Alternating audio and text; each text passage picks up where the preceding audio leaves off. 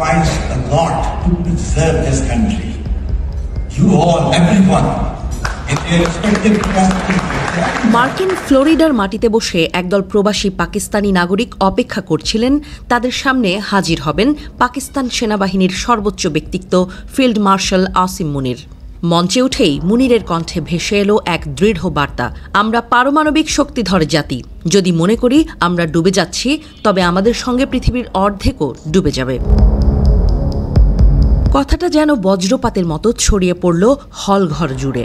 করতালি, স্লোগান সব মিলিয়ে এক উত্তেজনার ঢেউ। কিন্তু পাকিস্তানি সেনাপ্রধানের সেই মন্তব্য শুধু দর্শকদের গায়ে কাঁটা দিল না, সোজা পৌঁছে গেল ভারতীয় পররাষ্ট্র মন্ত্রণালয়ে। আর সেখান থেকেই শুরু হলো নতুন কূটনৈতিক ঝড়।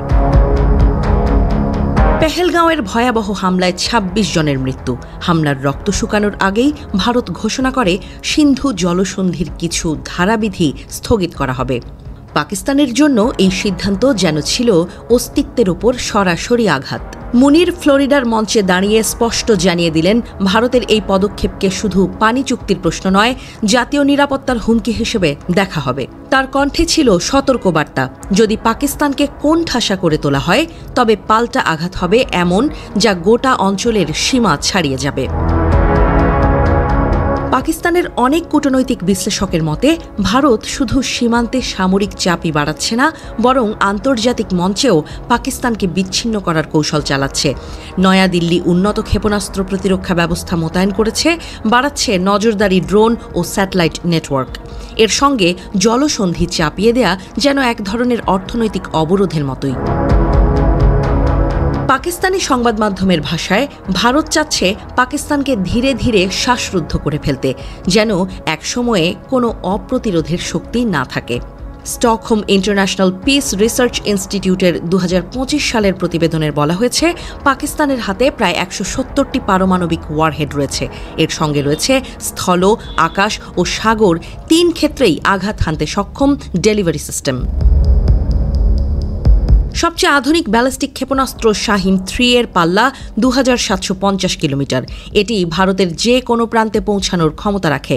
এছাড়াও আবাবিল মাঝারি পাল্লার ক্ষেপণাস্ত্র, যা একসঙ্গে একাধিক টার্গেটে আঘাত হানতে পারবে।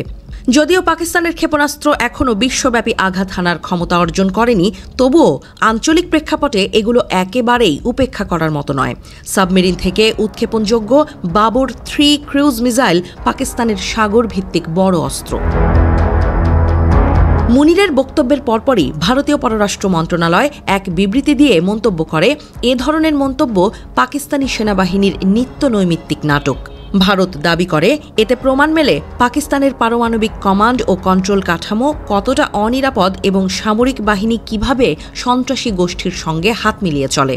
মুখে এই কথা বললেও আদতে ভারতের বুক কাঁপছে, কারণ আমেরিকাও মুখ ফিরিয়ে নেয় দিল্লির আর কার্যত কোনো বন্ধু নেই। পাকিস্তানের দাবি, এই প্রতিক্রিয়া আসলে ভারতীয় ভয় এবং অস্থিরতার বহিঃপ্রকাশ। কারণ ভারতের কাছে পারমাণবিক যুদ্ধে জেতার কোনো নিশ্চয়তা নেই, বরং পাকিস্তানের প্রতিরোধ ক্ষমতা ক্রমশ বাড়ছে। মুনিরের এই বক্তব্য শুধু আমেরিকায় বসা পাকিস্তানি প্রবাসীদের নয়, গোটা দেশের মধ্যে নতুন করে এক ধরনের জাতীয়তাবাদী আবেগ ছড়িয়ে দিয়েছে। টেলিভিশন চ্যানেলগুলোতে চলছে উত্তপ্ত বিতর্ক, সোশ্যাল মিডিয়ায় ভাইরাল হচ্ছে বক্তব্যের ভিডিও। অনেকেই বলছেন, এটাই সময় যখন ভারতকে স্পষ্ট বার্তা দিতে হবে। অন্যদিকে ভারতীয় মিডিয়ায় এই বক্তব্যকে তুলে ধরা হচ্ছে বেপরোয়া হুমকি হিসেবে। তবে পাকিস্তানের সাধারণ মানুষের কাছে বিষয়টা ভিন্ন। তারা দেখছে, তাদের সেনাপ্রধান বিদেশিদের মাটিতেও দেশের মর্যাদা রক্ষার কথা বলছেন, ভারতের অত্যাচার ও ষড়যন্ত্রের বিরুদ্ধে দাঁড়িয়েছেন।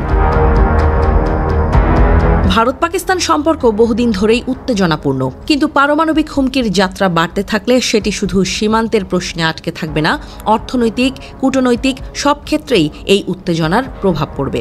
বিশ্লেষকদের মতে, ভারত যদি জলসন্ধি ও সীমান্ত নীতি নিয়ে আগ্রাসী পদক্ষেপ চালিয়ে যায়, তবে পাকিস্তানের কাছে প্রতিরক্ষা কৌশল হিসেবে পারমাণবিক শক্তির ব্যবহার শেষ অস্ত্র হলেও সম্ভাবনার বাইরে নয়।